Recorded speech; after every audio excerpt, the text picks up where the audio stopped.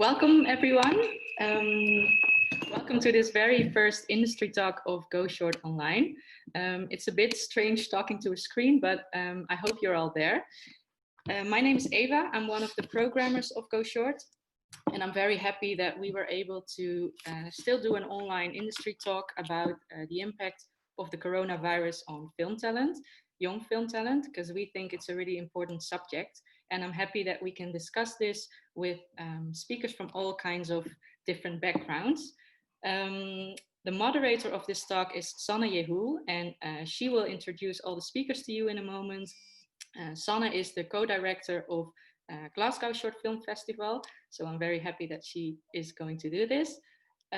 Before we start, I'd like to say that this session is co-hosted by Creative Media Desk NL, which of course we are very thankful for, so thank you for that.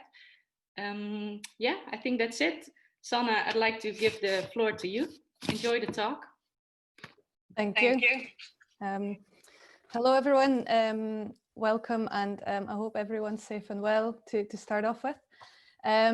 So I will introduce the speakers in a second. I just wanted to quickly explain how the format will work. So we'll have all the three speakers do a quick, do their own presentation, and we'll have a bit of a conversation with them, and then do an audience Q&A at the end of it. So in your Zoom window, you should all be able to see a Q&A option where you can in any questions, and we will kind of filter them from there and ask them at the end of the session. Hopefully we won't run over 12:15, but we'll see how it goes. So on to our three speakers.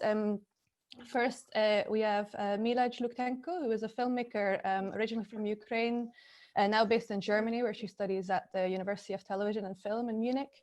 And she directed most recently Opera Glasses, which still has its international premiere at Go Short on the online platform in the student competition. Mila? Hi, that's me. Then the second speaker will be Marija Milanovic, who co-runs Lemming Film, which is a festival strategy and distribution agency in Vienna. And amongst many other things, she also has been working with Vienna Shorts for over a decade, where she now leads on the International Fiction and Doc competition, as well as the industry days. Hello, everybody. And then our last speaker will be Erik Glijnis, who's a Dutch producer at a production company Lemming Film, which is based in Amsterdam, which he also co-runs. Recently, they were behind Berlin Alexanderplatz, which premiered in competition at the Berlinale this year. And he was also part of the Go Short jury this year.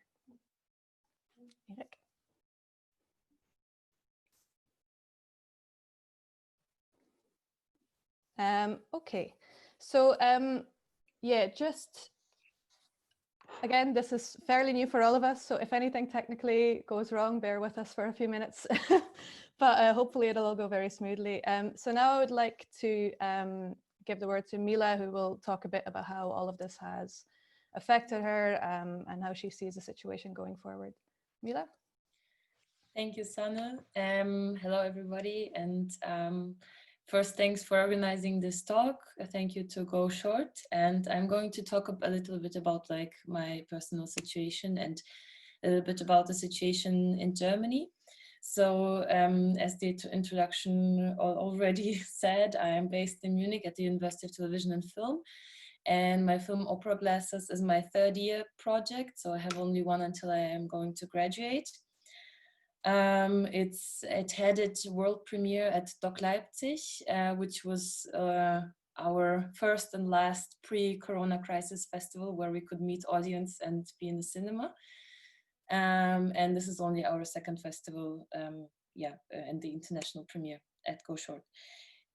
So we are distributing this film, of course, by ourselves, as it is a student film and a short film. Me and the producer, Daniel Sadifaizi, we're just submitting the films to the festivals that we already know, actually. So the strategy is kind of to go through the festivals where we have already been, or where we would like to show the film maybe, or festivals that we would like to get to know. And for me, it's going like submitting the film to a lot of festivals where my previous film, Find Fix Finish, was screened. So yeah, so we tried to follow that kind of strategy. And yeah, there's the film, a little bit about the film. I'm going to show you like a little excerpt of, so that you have an impression of what the film is like. It's documentary, 24 minutes long, and it's about the atmosphere in an opera house in Kiev, where I'm from, and where I was as a kid lots of times. And I shot this film 2 years ago. Yes, and it's about the workers and the audiences, so not about the people on the stage. So I'm going to show you a little excerpt, and I hope it's going to work.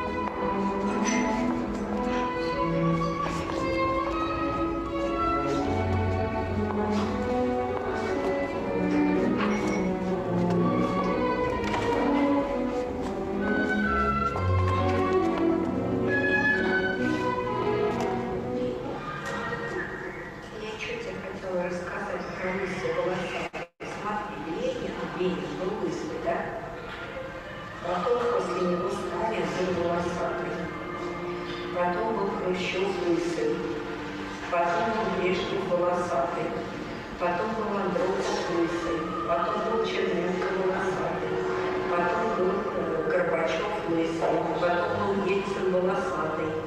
Вот сейчас Путин лысоватый. Вот у них все время получается меняется. Алло.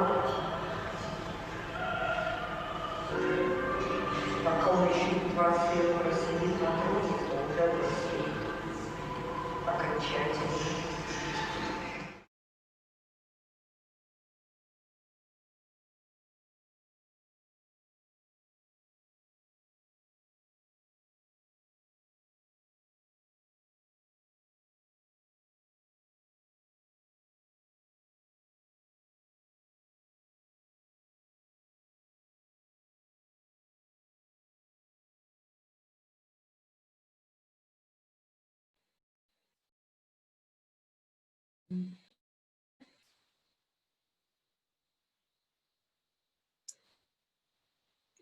Does everyone hear me?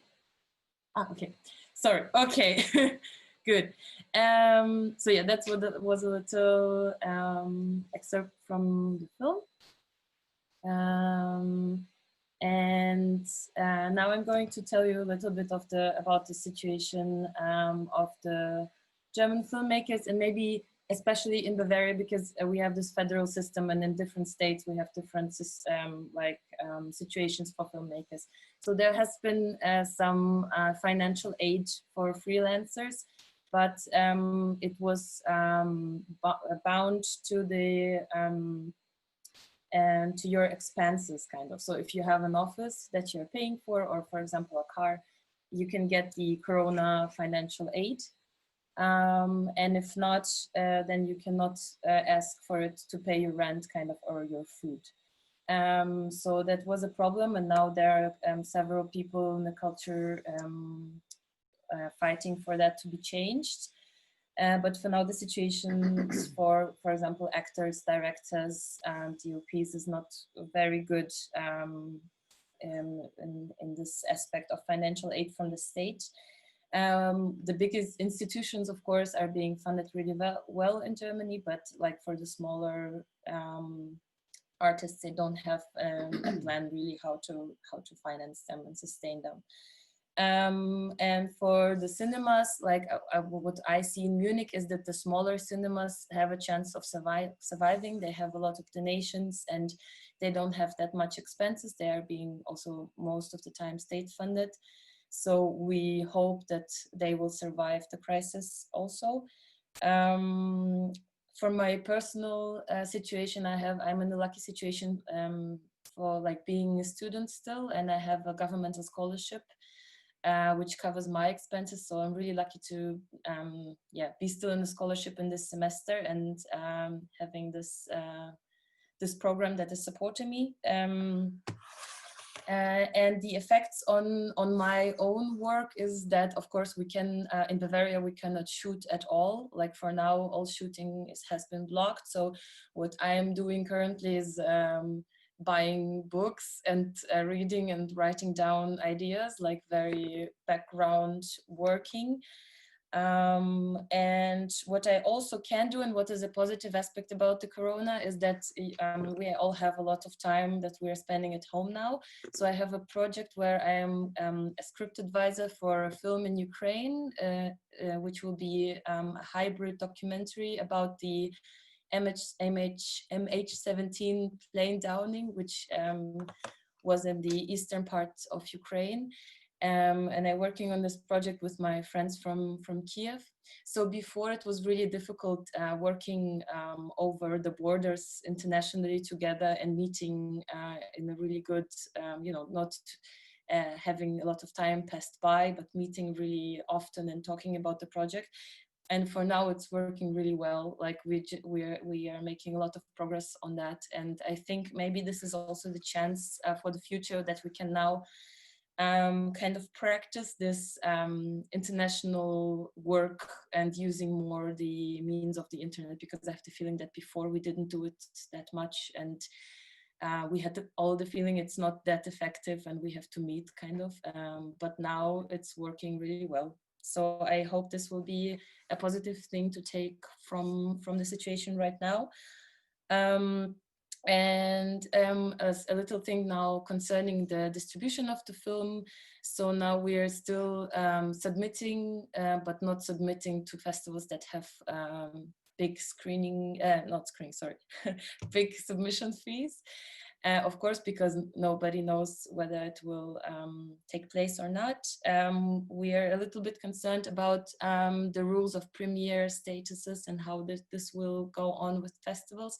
And also about the copyright, because my film, for example, has the copyright from 2019.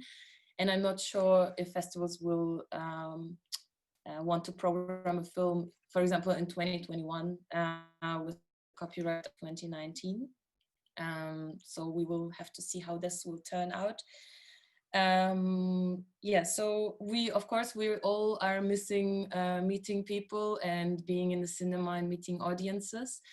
But we're really happy that festivals like Go Short go online and give some kind of contact to people for the film and some kind of possibility to present our work, because as you all may know, it's really hard for after 2 years working on a piece to see it kind of die on your hard drive.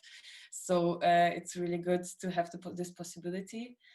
And I hope that we can take things that we are practicing right now or trying out right now, the experiences from online festivals into the future. And of course, I hope that we will meet again in cinemas, but maybe there will be some, I don't know, concepts of having films online and showing them in the cinemas in the future.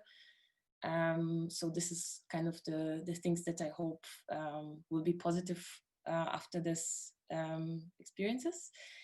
Yeah, so I think that's it for me for now, and thank you for listening, and I will pass on to Sanne again. Thank you, Mila. It's also really interesting. I was wondering when you were saying about obviously your course and you've got one more project to do.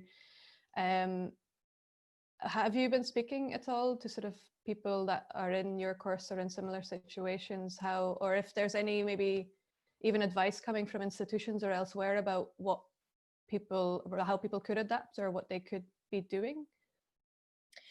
I have the feeling that for now everyone is afraid of making any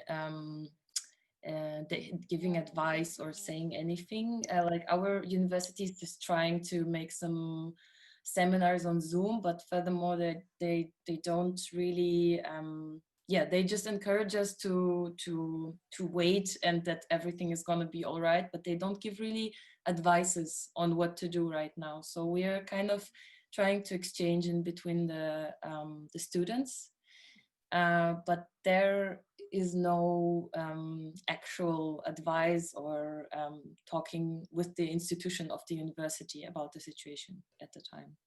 So you also don't know, for example, if the duration of your course changes, or if people get certain extensions, or there's no. They didn't say anything about that. So we hope that they will prolong the normal studying time for at least one semester, but it hasn't been decided yet. So they try to not make us hope for anything, I guess.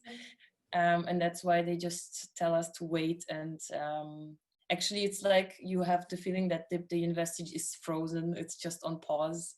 Mm-hmm. And maybe something is happening inside, but we as students don't have the feeling that we know what is being discussed between the people. Yeah. And so you're saying that you're still submitting with this film as well, which, I mean, it's obviously lovely, but how do you feel about the idea that it might be presented online for quite a long time to come? Like, how is sort of your feeling about online reception of your film? I'm not really sure, because you don't have this connection. Like, you don't know how many people were there to watch it and what do they think. I saw that Doku Days made this. They made like also an online festival, and where audiences could shoot themselves and ask questions. So maybe that's an interesting thing to think about for festivals to come for the future, where you could communicate through that. Like, if you watch the film, then you just ask a questions, and then the director can also answer through a video that they are shooting, and comment to the exchange. But for now, I don't. I'm not sure how it will go, because you have the feeling the film is somewhere and someone is watching it, but it's really very abstract in a way. Yeah, but you don't. No, continue. Sorry. No. But you don't. You feel quite okay about your film being presented in that way, or do you have a feeling that at some point maybe it needs to be thought about differently in terms of fees, even? Actually, I'm really not sure yet, because well, I was afraid that it wouldn't be shown at all this year, so I'm kind of happy that there is a possibility. Well, I don't know. It's just a feeling of missing the real meeting, but I try to see the positive outcome, and that the film is at least presented online. Although I'm not sure, for example, if my film is a good film for online watching. Like, it's yeah, some films are really more difficult to watch at home on your laptop screen, and I can imagine that people would stop watching maybe earlier, or switch to another film, or if you are telling your story in a slow way, it's a big question how it's going to work online. Yeah, of course. Okay, well, thank you. I would also want to say to the audience that if you have any questions for Mila at the moment, then put them in the Q&A box, and we will get to them at the end of the conversation. And then I would like to pass over to Marija now. Thank you, Sanne. Yes, I think you already mentioned the most important things. I'm with Vienna Shorts, and I'm also a distributor with Lemming Film. And I prepared a small presentation. It is kind of like a red line for me, but I will probably jump and be quite chaotic. But yeah, this whole Zoom thing is quite new for me, so I will try my best to stick with it. I have to say that this presentation is really a practical approach based on what we as distributor experienced over the last couple of weeks, but also what we discussed with our fellow distributors, and those things, what is summarized up here, is kind of feedback and input from them as well. So let me see if this works. Okay, can you see the, yes, you can see the presentation.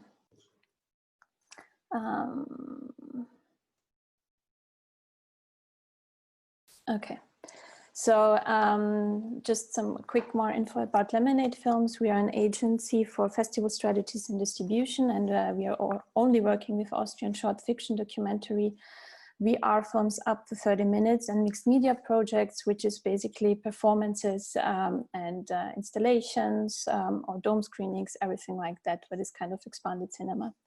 We have a very small catalog. Every year we take in between 10 and 15 projects. What we offer is we're doing submissions to festivals based on a festival strategy which we develop and which contains between 180 and 200 festivals. It depends a little bit. With this strategy, we also, of course, take care of all the premieres and everything else what is necessary. We don't do sales, so everything what is connected to sales, we try to help out with the filmmakers to connect them, but we don't do it ourselves. We take over the promotion of the films as best as we can. So we promote them on our website, on social media. We have a catalog, which we then also bring along to the markets and festivals and events we are going. We are handling all the materials like stills and dialogue lists. And we also take care to distribute the screening copies if films are selected. And last but not least, we also discuss the screening fees with festivals for our films. Yeah, I think I will just directly jump into the catastrophe itself.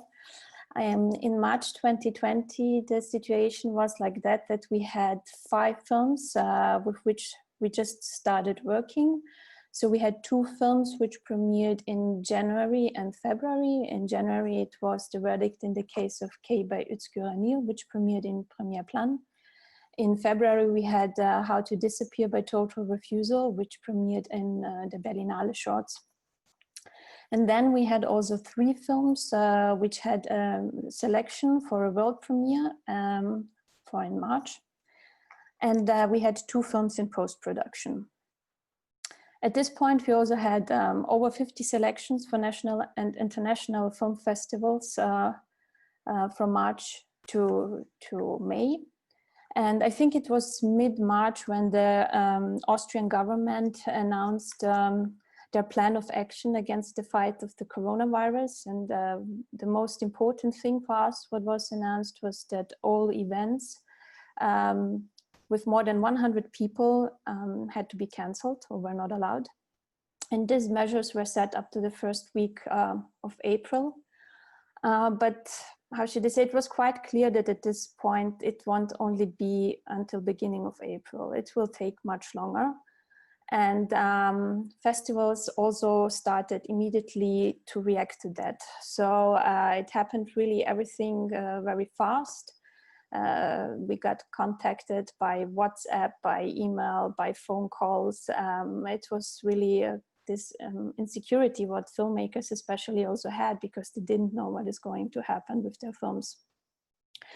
Festivals, especially those which just were about to begin, didn't have much options. I think a lot of them had to cancel because they were just not prepared for anything else. So didn't have the option. Some postponed, and other ones decided to go online, to do an online edition.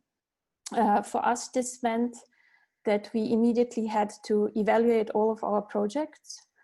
We had to really look into which national premieres have we confirmed, what is the status of each project, and what are our next steps going to be.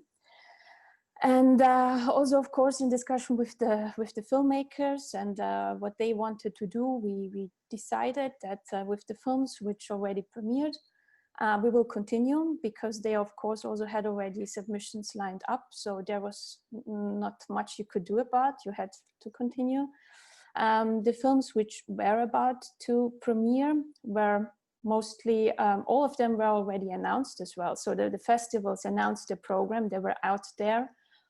And as the festivals which were coming next offered a context and setting of an online premiere, which was really, really good, we decided to agree on that and also to continue with those films. What was a little bit tricky and problematic was the fact what to do with the films which were just in post-production. Should we even start to submit them in 2020, or should we just postpone it until next year? For now, we decided that we will aim for festivals maybe in late summer or autumn, and then we will see from there. So for those films, nothing is decided yet in the end.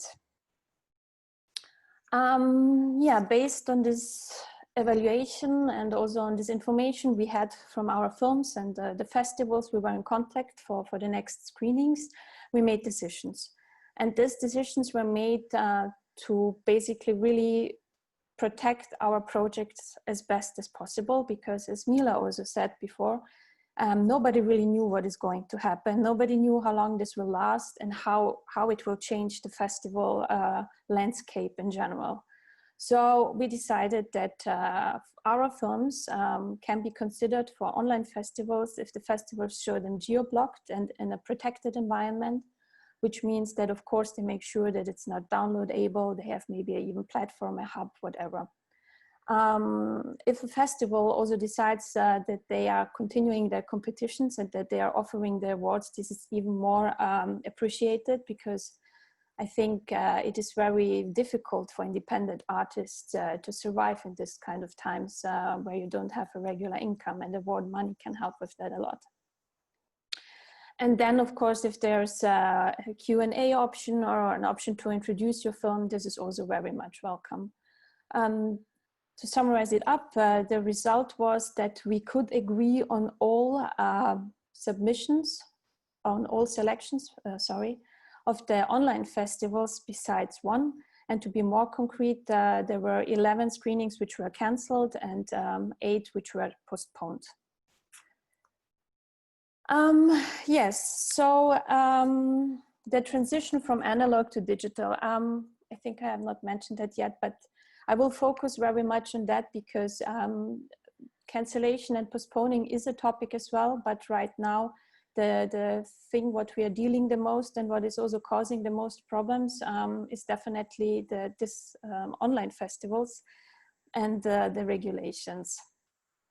So although we had this clear guideline what we thought and this idea of how we are going to proceed and what we are going to do, the transition was not really easy. And this is because before Corona-19, there were clear conditions on which we could hold on. You knew, I agreed to this kind of regulations. This is what it means. Maybe I don't want to agree. I had the option. I know when the festival will take place. I know where it will take place. Maybe I or the filmmakers would even also travel there. So when then suddenly this transformation into the online formats came, it became sometimes kind of a wild, wild west. So all the regulations, what we, when we submitted, agreed on, kind of became not valid anymore or transformed into something completely different. What caused, of course, again, a lot of discussions and fear also with the filmmakers, because they didn't know how to read it and what it will mean for the future. But I will quickly point out the offers, what we got for online festivals, what were the most common offers. It was to be presented geo-blocked or worldwide, to be free for everybody or with a paywall, that people had to buy a festival pass or a ticket. It was with unlimited number of screenings, or maybe only one screening with one time slot. It was with a limited number of seats, or even with live screenings, for example, on Facebook, where people then also could directly reply and ask questions to directors and to team members. Sometimes also the durations of the festivals changed. So some festivals decided to be shorter, some decided to be longer. This in general was not the problem. It was really more about the context and the conditions they offered. So what caused then a bigger problem in the next step was that some festivals were constantly changing the regulations. And For example, we had just recently the case, we got selected for a festival. About the selection, we were very, very happy.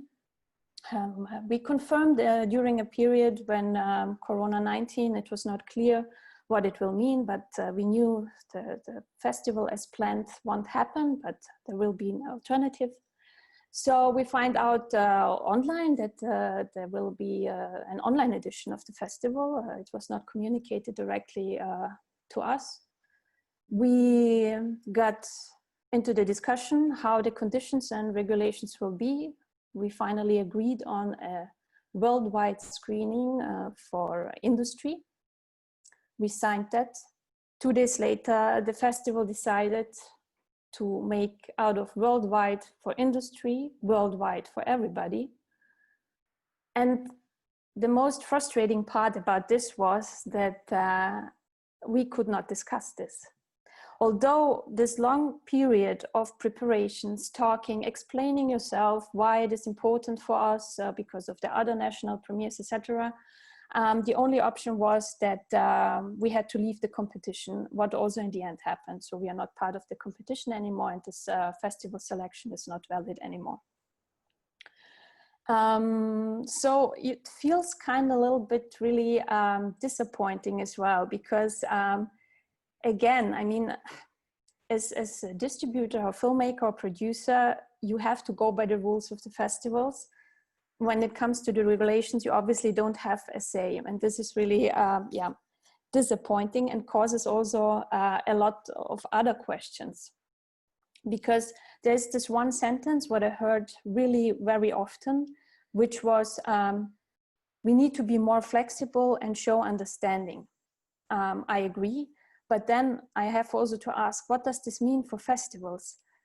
If festivals expect us to agree on screenings and conditions, you should also think that they should be flexible about their premiere requirements, about submission fees, about everything what is also related to the screening in the end, and what is important for the filmmakers, so the people who are offering the film.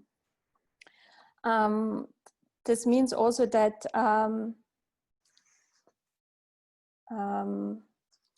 we had also the case, for example, that this was from a fellow distributor. A film was selected for a festival which requires national premiere. The festival got postponed and they didn't announce the new dates of the festival. Meanwhile, other festivals from the same country selected the film, but the first festival which postponed is now still requiring the national premiere. So this is definitely for me a case of, okay, this being flexible and understanding is not working in a balanced form and way.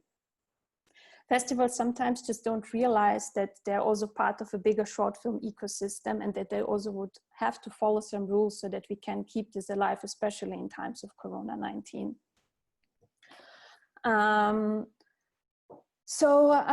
It would be very much appreciated if festivals also think of the consequences of their regulation and their requirements for the upcoming other festivals, because of course the event of a festival, online festival, we take part within a period of a couple of days. But for filmmakers, this means they're just starting now their festival career. There's a lot coming after that for them, hopefully. And they also need to be prepared for what can they expect. So one question is definitely also what Mila said before, premieres. What does a national premiere mean in time of COVID-19? Does a worldwide screening at another festival excludes me from participating then in your festival? What about the festivals which published their selection but didn't take place? We had it, for example, now a case in Spain. We got a selection for a festival which requires a national premiere. They had to cancel. They announced the program, but didn't take place. The other festivals which require in Spain a national premiere are going to accept this film because it was not screened anywhere? And if yes, under what conditions are you going to accept it? Excuse me. So also the question about the submission fee. If you decide to cancel your festival, what does this mean? Are you going to refund the fee? Are you going to consider the submission for next year? All these things are out there, all these questions are out there, but there are not really answers to that. And so I started asking those questions to festivals directly. I really started typing individual emails to everybody asking, this is what's going on. Can you tell me what your status is? And unfortunately, I still get the reply, we don't know if we are going to accept it. We don't know yet. So I do wonder what are we waiting for? Because now we had already a couple of festivals which have taken place online. We are in the middle of one right now at this moment. We know different models. We know that films have been screened worldwide, films have been screened geo-blocked. So we cannot continue publishing submitting regulations in the old system, because obviously we have to consider that the rules in this last couple of weeks and also in the upcoming future are different, because films have been screened worldwide and internationally. Are you going to exclude them or not? This is something, I mean, sometimes when I go on the submission platforms, I have the feeling that the festivals which are coming, I'm now talking really about the festivals which are going to be in future, in summer or in autumn. Those festivals which happened already, I mean, this is clear that we can't do anything about it. But for those in future, if you already copy paste your regulations from last year, then you should also add the additional information about what is your plan B? Because for me now, as Mila also said, I do have my hesitation submitting to a festival with high submission fees if I don't know for what I'm actually paying for. So this is why I think that it is time for action and it is not too late. I really would appreciate if festivals become more proactive in communication, and with that, I mean not telling us that you are working on something else besides the planned festival. We know that it is a stressful time, and we know that it won't be easy to realize a festival in these times. But then please remind yourself that this, what happened so far, also has to be considered in future submissions and communicated to us. There are multiple options how you can do it, just a post on social media, on the website. I mean, I also think that submission platforms such as Short Film Depot or Fest Home could also encourage their members, or make them more aware of the situation, that they maybe should think of that to adapt their regulations so that the filmmakers just know what is going to happen. And also, for example, I have here written down cancellation, and if you cannot agree on an online screening, would it then at least be possible to submit next year? If this is not the context it works, then let's try next year. I think that a lot of really good work was already done by associations of festivals, like for example, a Short Film Conference or Film Festival Alliance, who are organizing also talks and discussions about what is going on right now. But I also think that maybe now is the time to go a step further and also recommend maybe to the members, to the festivals, to think about these questions as well, and to motivate the festivals to publish a statement, to react. Because it is really frustrating to continue in this form, in this way, with not really knowing what is going to happen. And one example is, there is an example in the US, it is called the 2020 Film Festival Survival Pledge. I'm not saying that this is how it should be, it is just the first example of what happened so far. So this is the presentation. I hope I said everything, but yeah, I will stop this quickly and give back to Sanne. Thank you, Marija. That was great. I think you've covered everything and a lot more. I'm just aware of the time, so I'm going to come back to you later with audience questions, and I might just now move on to Erik. Erik, can you unmute? Yeah, okay. Do you want to continue? We cannot hear you. And how about? Yeah. Okay. Well, so good morning. I hope that you all saw me when saying good morning. If not, then here I am. I'm Erik. I'm a producer, and I work from the Amsterdam-based production company called Lemming Film. And we are a production company existing for 25 years. And I think we are now with 11 people. We focus on feature films and television series. Shorts we do not so much. We did in the past, but not anymore.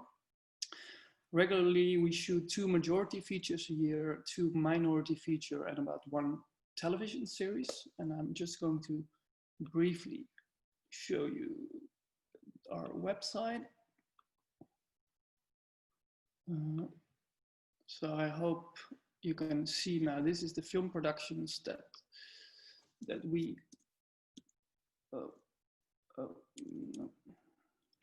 that we did, and I'm going to tell you a little bit on how Corona affected the way I'm working, or we are working in the company. Basically, it's quite hard with so many people, with 11 people, to work in a focused way and in order to continue your current slate. So for 2020, actually, we had a lot of films in our slate that were to be released. I had 7 feature films which were supposed to be released, and these were other-driven films, which means that we would aim for a world premiere and from there go into a national release or worldwide release. And 3 of them were majority productions and 4 of them were minority productions. And the only production that went to be released so far is Berlin Alexanderplatz, which was mentioned in the introduction, that went to the Berlinale and screened in competition. It was supposed to be followed after the Lolas. They won 5 Lolas last Friday to have a cinema release in April, but of course that is cancelled and postponed, or not cancelled, it is postponed. And we are awaiting the local release in order to follow with our national release of that film. As for the other films, I think a lot of things have been said about the festivals. For me, I'm more waiting. What I'm trying to do is keep submitting to the bigger festivals to aim for a premiere. So focusing on the premiere festivals, and we are asking a lot of waivers. So I'm working with sales agent and our local film commission, and we are asking waivers from the A-list festivals in order to freely submit our festivals in order not to spend high amounts on festival submissions. And not sure, now we're mainly focused on the autumn festivals, but I'm not really sure if they're going to happen. So we're just waiting and pushing our releases after we had a festival premiere. So yeah, for me, it's just finishing the films and waiting in order to be able to premiere them, and then we're going to release them. So that's a little bit for me on the distribution. As so much has been said, I would like to focus a little more on what we are doing in the meantime, because of course there's also difficulties in shooting. For this year, we were supposed to shoot 1 majority film, 2 minority co-productions and 2 television series. And so far we have not shot anything. 2 films, the minority ones is 1 Chinese film and a Mexican film. They are both pushed to next year. Same goes for 1 television series of ours, which is supposed to be shot in Latvia. So the only things we still have hope for doing this year is a minority film, which is listed here, which is The Photo Camera, which is a feature film by Sanne Jehoul. I'll stop sharing so you guys can get back to my face. It's a Dutch feature film to be shot in the Netherlands with Dutch talents. Sam has had several shorts that go short, and he had shorts in competition in Berlinale, and his first 2 feature films went to screen at Tribeca and Berlinale Generation, and this will be his 3rd feature. And I'm now really focused on shooting that film, and I'm aiming now to start mid-July. But I'm really not sure, because there are several things to keep in consideration on that. Basically, of course, there's the government who will allow us to shoot that film this summer. I mean, events are cancelled in the Netherlands until the 1st of September. So no one is really sure when it will be allowed to shoot a film again. Then we have insurance questions. If we can insure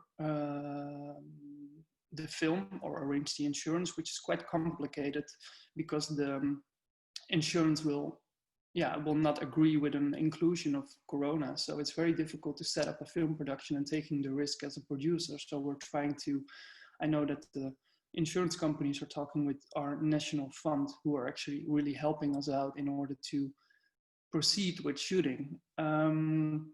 And then there's the crew and cast. And the problem is that every shoot that was supposed to happen before summer is now pushing backwards. So everyone is aiming at the same position to shoot a film. So my DOP has several other projects, the cast we are looking for. And what's a bit of a problem now is that just everyone is keeping their options open. So because it's not clear when we can start shooting, when everything is opening up, we are totally, we're just calling every week and just being in touch with each other in order to proceed and to talk with each other. And what I'm seeing now is that because we're going to shoot near Amsterdam, so we can travel by bike, is that we have a small production. We are not working with actors from like 70 plus in age. So I think what I'm feeling now is that we are going to be one of the first to be shooting a film. And you also see it in our productions that the more local the productions are, the more likely they are going to proceed. So we're shooting a local film and a stop motion animation television series because it's less people and it's easier, and we're not flying around people. So that is my hope, that we can start shooting on that, because of course as a producer it's tough to not be making films, but it's the same for the crew and cast and everyone involved in film shooting. So at this moment, I know that there are a lot of parties in the Netherlands who are writing codes of conduct in order, if we're going to shoot, how we're going to work. You have to think for each department how you're going to set up a way of working, even for grip, even for if someone goes to the toilet, you have to clean the toilet afterwards. You have to think of replacements. There's a lot to think about. But what you see at the moment is that everyone is working together in order to find a way to make that work. And I think I would be more than happy with our film to be like also a test case in order to share how we're going to do it, and from there, learn. In the meantime, so everything got pushed basically, and what we are doing in the meantime is basically focusing on developments and doing some work on our loose ends, like reporting, delivering stuff in order to finish work that we had to do anyway. But I think the focus on development is definitely a positive thing, that we have the time to really dive into our projects and work with talent in order to, get projects developed, and we are still able to apply in the Netherlands. And that way we are still, working and keeping it going, although it's difficult. It's not possible in the Netherlands to be living as a producer from our development fees. So that's the balance we have to find out. But that's what we are doing together. And together, I mean also with, as said, that the Dutch Film Fund, the distribution, like the whole chain of Dutch film industry is working together into keeping each other up, which is a good thing to see. And I thought a little bit about opportunities, and of course there's a lot of obvious things to say, but what came to me is that what I said about working locally, and that would be the first productions to start up, also offers the opportunity maybe that there will be, there will be gaps in cinemas when they open up again. No one knows when they're opening up and if people actually are going to attend, but maybe there's a possibility to you know, to go in there with a lot of local content and to compete with the big American industries, etc., in order to have our smaller local made films out there. So let's see. I think it's a very interesting time which is ahead, and we have always shown that we are very flexible and adaptable industry, although Marija had her questions on if everyone is being flexible. Agreed, totally agreed, but let's see. I think we all have to make the most out of it. And I think that's a little bit on a very quick introduction overall, like our development, production, and distribution of our projects from my side. And maybe I'll give it to you, Sanne, in order to, if you want to zoom in on anything of that. Yeah, thank you, Erik. I actually wanted to just kind of pick up on, because you're obviously talking about the idea like when things can be released, and what your conversations have been about potentially releasing films immediately online, because obviously what you've been saying is you know, in terms of feature films, has been kind of said that because a lot of the really big studio productions are going to be pushed back until cinemas are open again, that maybe online creates space for audiences to interact with independent work that they may have not interacted with in the past. So are you kind of considering that at all? Yeah, or? but with one film we are, but like I said, that then we are investigating. That's a feature film which is with Trust Nordisk. They are the sales agent, so it's basically a talk we're doing together. And obviously, you want to label such a film before selling it even worldwide to an online platform. So that was our first route, but it's all depending on how long it's going to take in order to reopen with festivals. And I think that's basically what I meant with everyone is keeping everything open. If Netflix comes, let's say, and they are really interested in a film, for sure we'll take it in consideration by going out there globally. It's just depending on the opportunities that are there. I think we're, like everyone else, we're keeping everything open. But the initial thought, all of these films have been developed for 7 years or something like that. Our projects take really a long time in order to get there. I shot a feature film in Taiwan last year, and we started that film in 2011, even before I was at Lemming Film. And now it's to be released. And, you know, if you have worked so long and so hard, it's obviously your dream to follow the classical way of premiering, going into cinemas, and then, you know, having everything. But let's say if a lot of people are going to see it worldwide on their computer, that's also something. So let's see. And then I was wanted to say, in terms of the kind of freelance crew you work with, how has that been going in terms of, you're saying, you know, everyone keeps their options open, but in terms of security at the moment, or being able to, is there any way for you to kind of help them adapt, or do you see a lot of initiatives for that? Well, we try to help as much as possible with invoicing on projects, you know, like the installments, and everyone is, that's also a thing. What you see, what's happening, everyone is collecting money. We have money from China, from Greece, you know, all our productions are everywhere. So that's a difficult thing. And crew is collecting money at our side. And we try to be flexible in that and push through. But we don't have we are an independent in that sense, where we don't have the bank account in order to cash flow loans to crew or something. But luckily, like I said, the Dutch government and the Film Fund have set up, and even Netflix jumped in on that. They have set up, although still not everything is clear on that, but it is clear that all employees in the Netherlands are helped, and there's also extra money coming from the government to help the audiovisual industry. And for sure, it's never going to be like what they would normally earn on the shoots. But everyone is focused on keeping their industry alive. Thank you. I'm going to move on to some of the audience questions now in order of conversation. Mila, someone's asking if you are thinking of maybe starting new projects that deal with the current crisis, whether that's in terms of the topic theme, or whether it's about safer ways of shooting and producing stuff. Thank you. So rather the second one, because we had maybe like everyone right now, when you're talking to colleagues or to friends who are filmmakers, it's always like this joke about making a film about crazy stuff that it's happening right now. But on a second thought, it seems always like a bad idea. So I'm not planning on a project that will deal with the situation which is right now, like at the time.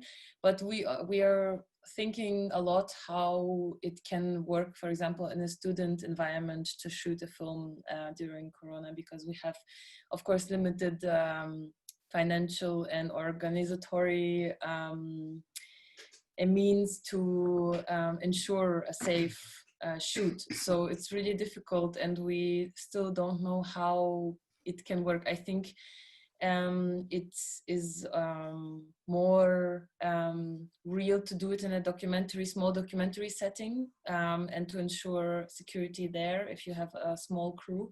But with the bigger crews, you know, student films are already a bit chaotic and have this spontaneous flow. So I think it's going to be really hard to push it into this safety environment and to really ensure everything being secure and masks being provided and things being disinfected. So yeah, we're thinking a lot about that. Yeah, and this is rather the thing that we are discussing right now. You said you had, you know, earlier you said you were script advising on a film in Ukraine. Do they have a kind of optimistic timeline for that? Yeah, it's really weird too, because Ukraine is moving in a really chaotic way through this Corona time. They don't have this straight regulations from government. Plus there have been the forests burning. I think you maybe heard near Chernobyl. So people are really right now in a really unsecure situation, and they have even less help from government. We're still planning what we're going to shoot when it's allowed, and this project has been funded by the Ukraine government cinema fund. So they have a still budget to shoot the rest of the scenes, because it will be composed out of archival footage and footage that they're shooting like in a fictional way. But we still don't know when and how it's going to be. So it's all theoretical at the time, and they hope to shoot in autumn. And as Erik already said, it's accumulating, kind of. All the projects are accumulating in one space of time. Like everyone's hoping for autumn to be the relieving time. So yeah, for now they're planning to shoot in autumn, but nobody is sure that it's going to happen. But what I can say about Ukrainian style of shooting, they are really more spontaneous than us in Europe. Sometimes they plan something in a week, and then boom, boom, they're at the shooting space and they have everything prepared. So I expect them to finish the project like until the end of 2020, because I think they're kind of, I don't know, they get very quickly very active and shoot very quickly. So I think it's going to work. Yeah. Thank you. I will move on to a question for Marija. Obviously, you've sort of addressed quite a lot of this, but someone's asking about premiere requirements, whether you think it might even be possible to create a divide or a separation between online and theatrical premieres in the future, or whether that's an option you think is viable. Well, I think there are obviously films which maybe would fit better in an online context, or would also fit in an online context, not only in a cinema context. And I think that a lot of festivals, probably after investing so much time and preparation in their online editions and online hubs and all the options they had, I can imagine that they will continue working with that in a way. But for now, I think that the future still is to aiming to be presented in a cinema, to go back to have an audience, to have really the personal interaction. I mean, of course, we don't know when this will be possible as we know it. But a long-term thinking, I think that this is the aim. Mm-hmm. Okay, I was also, I would just want to follow up on something you'd mentioned about, obviously, all the ways in that festivals kind of need to respond and provide clarity. I guess because Mila brought this up as well, this idea of maybe changing the kind of production completion date criteria and all that kind of stuff. And I was wondering what you think of that, but also how, I guess it's sort of, has an effect on how you're expanding your slate going forward. Do you mean for the projects we're working now, or for the? Yeah, and just how, you know, if you would want to pick up any new films for the future, like how you're sort of looking at things that are in production, or.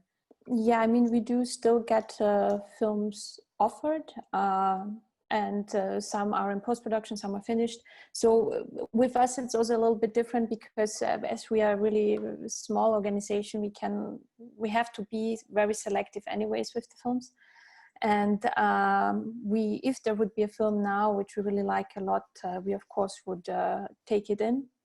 And then we would just have to see, as it is also with those which are in post-production or just finished now, that we really just have to see also what the directors want, what is the aim for their project. I mean, if they really want to go online immediately, then okay, why not? But this has really to be discussed individually with every project. Have you had any filmmakers that were sort of maybe not happy or quite skeptical about getting online? I think in the really first days of when this started, everybody was skeptical. We were skeptical. I'm a very skeptical person. I still am also about what the impact will be of all these online screenings, what we are doing. And yeah, I try to kind of understand the system now. As I said before, I mean, there was the period of observation. We have some models. We know we went through different concepts, and I just would like now to start the discussion into the future. To what can we actually do to have safety for all of us, kind of for the festivals, for filmmakers, for distributors, because right now that. Like nobody really knows and doesn't want to make decisions, won't help. So I think it would just make life easier for all of us if we start acting. Yeah. Thank you. So there's a question, it sort of says a question for all panelists, but mainly for Erik. Do you think there will be a problematic depression in particularly in short film production, but also production in general, coming later this year and next year? And how can we plan ahead on that? Erik, if you want to maybe go first. Yeah, sure. Well, I'm not so sure about next year. I don't know. No one knows. That's basically what I said. And I think, I mean, there are commercials being shot right now. Films are being made, and I think it's more. I think the smarter, smaller productions can go faster, and I think everything will start, but no one can tell when we're actually shooting like normal again. I think I've been thinking a lot about shooting over the last weeks and writing and reading everything that's coming online on how to shoot. And I think you can prevent a lot, mainly with your crew. The main problem is just going to be how you're going to handle actors and how are they going to act, and extras and everything you're going to put on screen and what people need to see. You can't keep distance in the background if you're filming with crowd and these kind of things. So there's the only inevitable problem, I would say, in making films and keeping distance.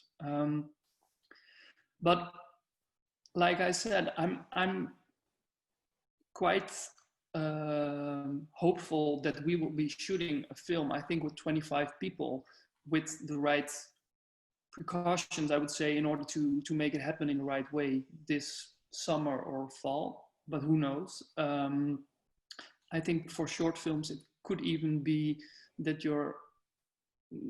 that's a feature film.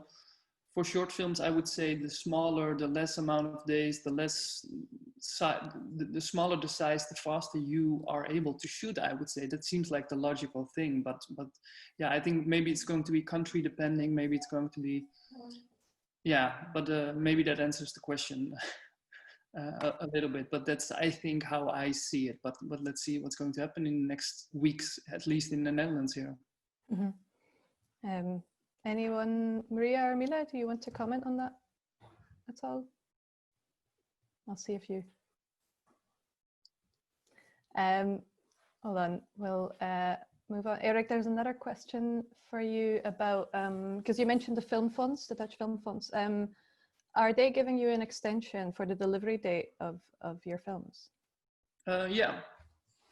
For each film, we can report any additional costs that are caused by Corona, and they're more flexible in payment terms, getting credit for them in order to cover bank loans for the extended delivery date. And so they're showing, it's incredible how fast they came up with solutions in order to help us out in preventing that. So yes, we have extensions on delivery dates. Okay. And then there's one more question for you about how all of this might impact your international strategies at all.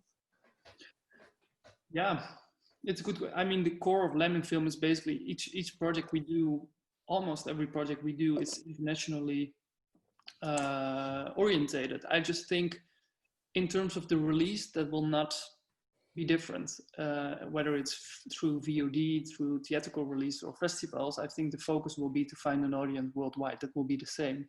The only thing will be the production. Like, for example, we are planning a Chinese film with 80 shooting days in China with people from 3 different continents, basically. And you're just not sure when it's going to happen. But I'm quite positive that at some point it's going to happen again.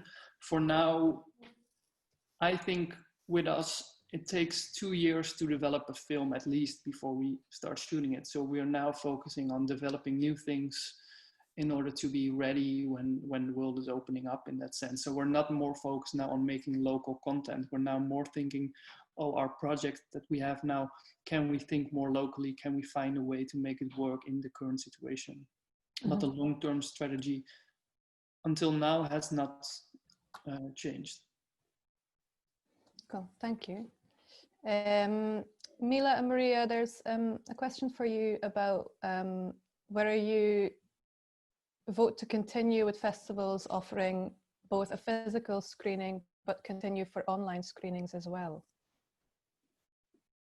So I guess doing them sort of as a parallel. Marija, I don't know if you want to go first on that, maybe. Wait, I'm trying to understand the question. So that there's a screening, analog and a digital screening, is that right? Yeah.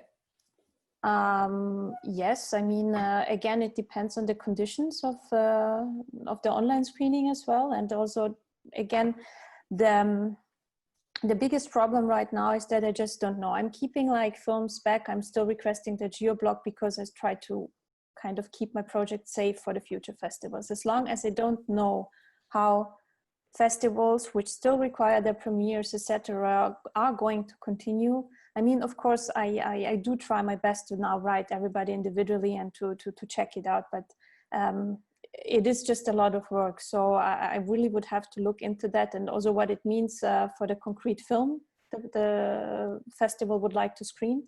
Where has it been screened, and what is coming next? And but generally, we would be open for that, of course. Yes. Mila, do you have any thoughts on that? Yeah, I would say depending on the conditions, but in general, it would be a really cool thing, because if I imagine at bigger festivals where I can't go, and if there would be an option to watch films that you normally couldn't watch, it's always good, but it would have to be really thought through and, as Marija said, protected for the filmmakers and for the right keepers and producers. So yeah, in generally. Yeah, and what I maybe can add to that as well, what I mean, short films don't really have this kind of a commercial career as features have, as Erik said before, you have a plan, you probably have everything set quite ahead, you have different big players on board, decisions are kind of made differently. And with short films, it is basically the festivals and short film festivals are the main platform to release them or to distribute them. So, but still there are also some films which are connected with a sales agent. We also have one film, for example. I mean, the sales agents also have contracts with TV stations, VOD platforms.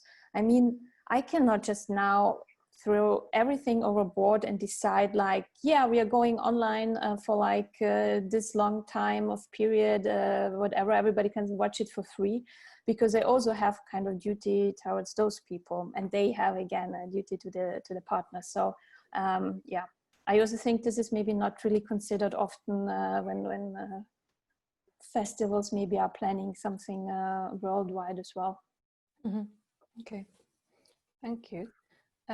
There's also a question which obviously Erik has kind of mentioned that he, for his festival submissions, has been asking waivers, and Mila was saying that, you know, she's largely only submitting to festivals that don't have huge submission fees. So I don't know if that's, so someone's asking if that's maybe a consideration as well, like if you're asking for waivers, or if you're trying to come up, if it's a negotiation with festivals, considering that everyone's obviously financially hit by this, like how that is affecting you as a distributor. Is this for me? Yes, sorry. Okay, okay, sorry. Well, the thing is, as mentioned in the beginning, when I do my strategy, I already kind of have an overview of how much, like I have an amount we usually spend between 500 and 600 euros in submission fees. Or if it's less, then we agree differently with the filmmakers. But yeah, I know what my amount of money is, what I have, and I have the list of festivals where I want to submit, and I know what they want to charge. And I know festivals which also offer waivers to me, and where I know that I can submit for free. I kind of have already the calculation and overview. So the festivals where we do request often waivers is mostly American festivals, because compared to Europe, they just have a much higher submission fee. And it is sometimes already, I don't know, with 4 or 5 festivals in the US, you could cover half of your budget for submissions. And then, yeah, it is also often a discussion. Sometimes we also just don't get the waivers, and then we don't submit. So sometimes it's a discount what we get, and we see if it's possible to continue with that.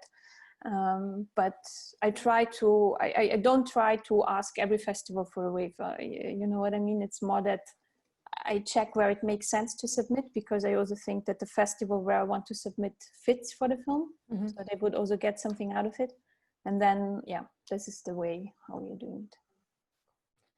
Thank you. So we're going to wrap up quite soon. There's one more question that's come in, which is a funny one to end on probably. And all of you can comment on this. Someone's asking, how would you feel about films being screened outdoors? So, I mean, there's been a lot of talk about the return of the drive-in in Corona times. So I don't know if there's anyone has any comments on that. Obviously, plenty of festivals do similar things as well.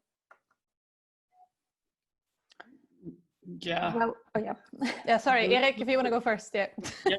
No. Yeah. I think I've seen it online on the social media, the requests on it. I think it's an interesting idea. I think if there's a good model about it, and in order to protect, you have to think it through. But in general, I would say every way of getting people to enjoy a film together, safe in these times, and maybe the return of the drive-in, you can't be. I'm happy about that.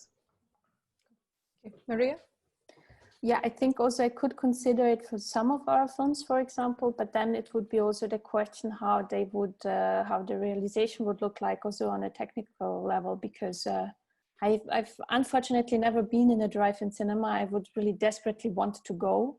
But I was just now thinking about like stuff like, do you bring your Bluetooth headphones? Do you borrow some headphones? How are they cleaned? Or do you just listen to the sound from outdoors. And yeah, so I think some films could definitely fit, others probably not.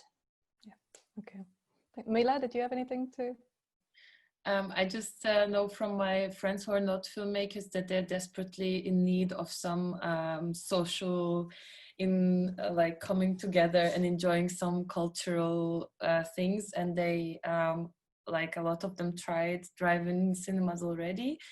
So maybe the concentration in a drive-in cinema is not the highest, but at least you have a sense of community and being together. So I think for now it could be a really good thing for us to have in between in this weird situation. Yeah, I agree. Any social contact would be welcome.